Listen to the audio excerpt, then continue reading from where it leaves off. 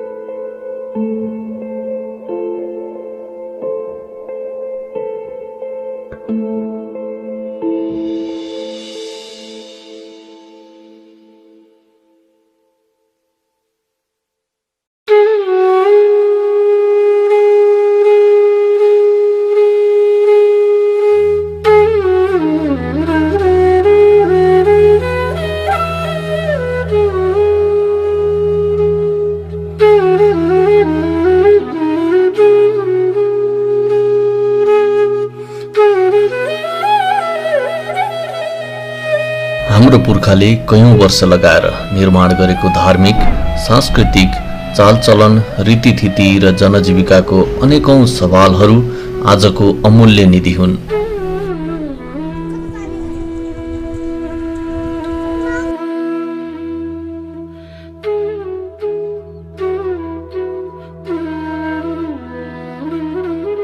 प्रकृतिले वरदान स्वरूप हामीलाई दिएका पहाड, पर्वत, हिमाल, तराई, वनजङ्गल र मौसम उत्तिकै महत्त्वपूर्ण र दुनियाँका लागि लोभ लाग्दा सम्पत्ति हुन्।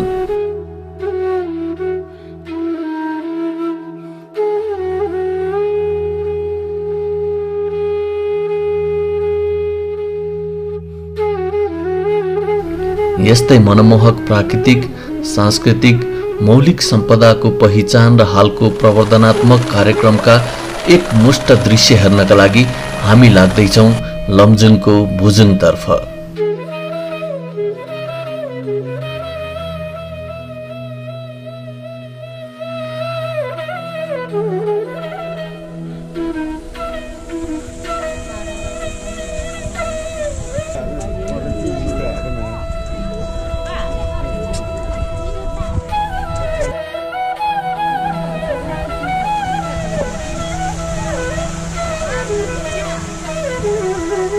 नेपाली समाजको एकीकृत बस्ती निर्माण सम्बन्धी मौलिक बौद्धिक ज्ञानको भव्यतम अंश मान्न सकिन्छ लमजुङको भुजुङ गाउँलाई नियालेर हेर्दा।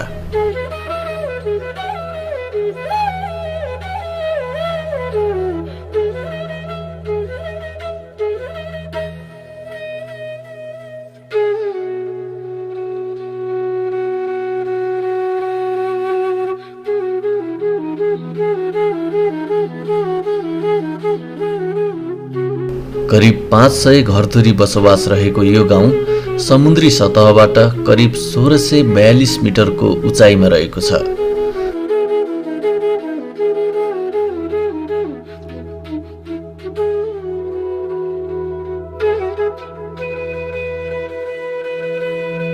प्राकृतिक सुन्दरताको अनुपम दृश्यले सजिएको यो गाउँ जातीय हिसाबले हेर्दा अधिकांश गुरुङ जातिको बसोबास भएको गाउँ हो।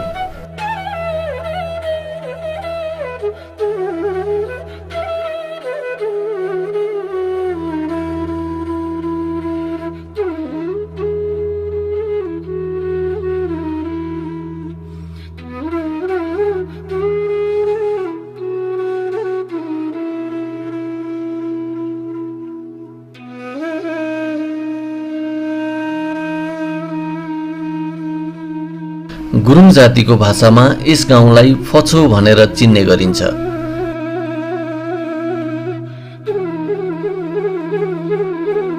मानव जीवनका प्रचलिन कालमा मृगको व्यापार गरिने ठाउँ अनि फछुङ जातिको बसोबास रहेको ठाउँ जस्ता दृष्टान्त पनि एक हुन्।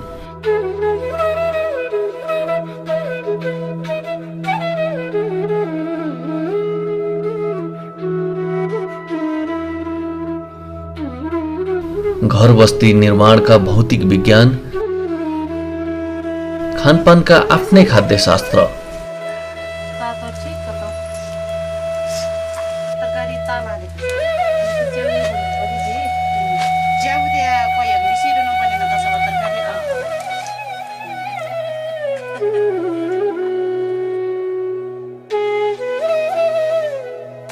पाहुनालाई सबभन्दा मनपर्ने खाजा चाहिँ नि यही हो सर, कतको सेलरोटी अनि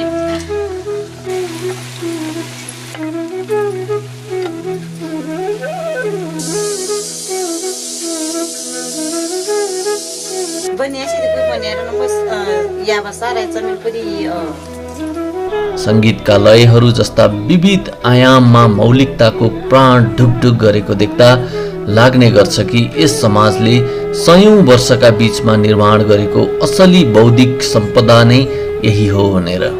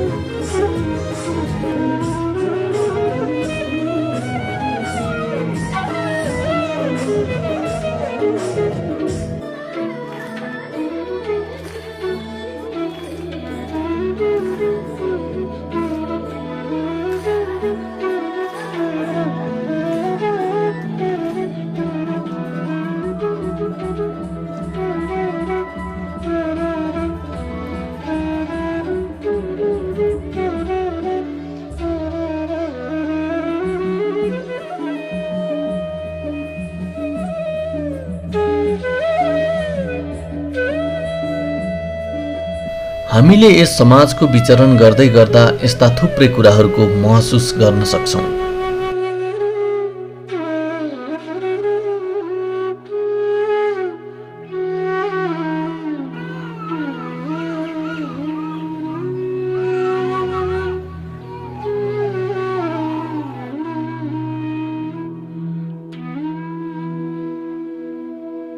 प्राकृतिक सांस्कृतिक रूपले भव्य यस गाउँको पर्यटन प्रवर्धनका लागि विविध पर्यटन महोत्सवहरूको आयोजना हुने गरेको पाइन्छ।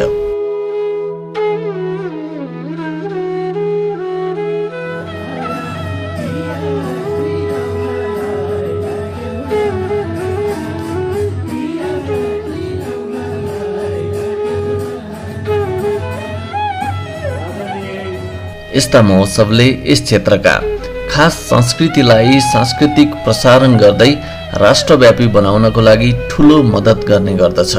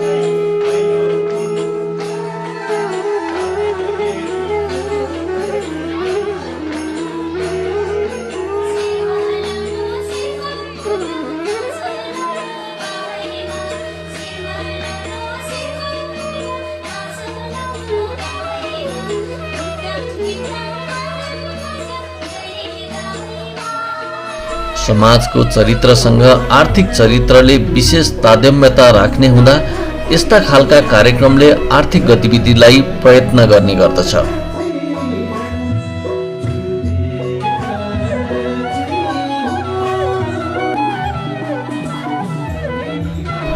बजारमा मुद्रा जाने हुँदा यस कार्यक्रम र महोत्सवहरूले एकातिर यस समाजका मान्छेहरूको आम्दानी स्तरलाई बढाउने गर्दछ भने अर्कोतिर राज्यले आफ्नो गतिविधि, सामाजिक आचरण र आर्थिक सुशासन अनुकूल छन् कि छैनन् भनी विचार गर्ने मौका पाउँदछ।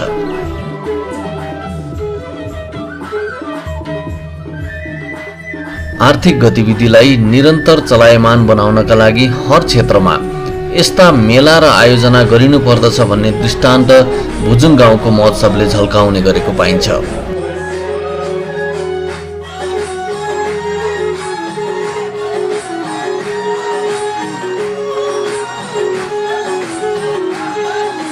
भुजुङ गाउँको विशेषता भन्नुपर्दा भुजुङ गाउँ त्यसै पनि कुमारी गाउँ, बादलभित्रको एउटा कुमारी गाउँ, नेपाल सरकारबाट टारिएको एकदम यो विगत ठाउँ भनौँ न।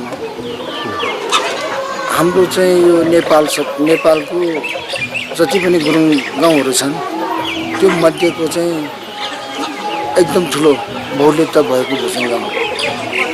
यहाँ चाहिँ हामी 90% चाहिँ गुरुङ छौँ, अरू 10% चाहिँ हाम्रो दलितहरू छन्। र एक विशेषता भन्नुपर्दा हाम्रो आउँदाखेरि पर्यटक चाहिँ गाउँ देखेर पनि त्यतिकै पनि आकर्षित हुने। अब पछि आएर के हुन्छ, उहाँ के छ भन्ने कुरो उहाँहरू चाहिँ गाउँभित्रै रमाउनुहुन्छ, गाउँभित्र हेरेर चाहिँ गर्नुहुन्छ। पर्यटकहरू त्यसै पनि खुसी हुन्छ। तर त्यसको अर्को विकल्प भनेको यहाँ हाम्रो अब एउटा रोपवे छ, तपाईँको एसियाको एउटा नमुना हाम्रो टुकुसीमा नेपाल फ्रेन्डसिप एसोसिएसन भन्ने चाहिँ एउटा संस्था छ काठमाडौँमा। र उहाँहरूले चाहिँ एउटा एसियाको एउटा नमुना ट्विन, त्यसलाई हामी रोपवे भन्छौँ, हामी विद्युतबाटै चलाउँछौँ। र त्यो हेर्नको लागि भन्ने पनि हाम्रो पर्यटकहरू आउनुहुन्छ। र अर्को हाम्रो सन्तानेश्वर महादेव, यो एउटा विगत ठाउँ र पर्यटकहरू आउनुहुन्छ। जस्तै घलेगाउँमा आइपुगेपछि भुजुङ जानुपर्छ भन्ने मनसा लिएर आउनुहुन्छ पर्यटकहरू।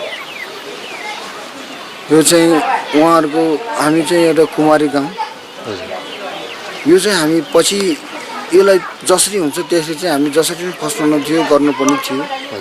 र हाम्रो उद्देश्य भनेकै भुजुङ चाहिँ नेपालभित्रको मात्रै नभएर अन्तर्राष्ट्रिय लेभलसम्म पुर्याउनको निम्ति हाम्रो विशेष महत्त्व भनेको सबैले जानुन् र यहाँ भुजुङ गाउँ यस्तो रहेछ, गुरुङको बहुल्यता भएको ठाउँ भनेर चाहिँ हामीले यो आयोजना गरिरहेका छौँ। गण्डकी प्रदेशका मुख्यमन्त्री श्री पृथ्वी सुब्बा गुरुङ आउनुभयो, अनि त्यसै प्लस उहाँ हाम्रो खोला सौतारको गाउँपालिकाको अध्यक्ष प्रेम घलेज्यू पनि आउनुभयो। उहाँहरू धेरै खुसी हुनुभयो कि उहाँहरूले चाहिँ फेरि पनि यो गाउँलाई हामी पर्यटन क्षेत्रमा चाहिँ आज प्रवर्धनको लागि तपाईँहरूलाई हौसला र केही सहयोग गर्छु भनेर उहाँले प्रतिबद्धता जनाउनु भएको छ। त्यो भएर 52-53 सालतिर हामीले होमस्टे सुरु गरेको हो। गर्दाखेरि सुरु गरेपछि 53-54 सालतिर दण्डकाल भयो नि त हुन्छ। हामी घरकै जस्तो भएर घरमा अहिले अब यस्तो अब सहरमा बसे भयो नि त, सबै सहर अब गाउँ छोडेर सबै सहरमा बस्नुभयो। त्यसले गर्दाखेरि कसैले त अब गाउँ कस्तो छ भनेर बिर्सि पनि सकेको थियो नि त। हजुर। अहिले यो होमस्टेले चाहिँ यस्तो रहेछ गाउँ भनेर चिन्न मौका चाहिँ पाएको छ। मौका पाएको छ होमस्टेले गर्दाखेरि। हजुर।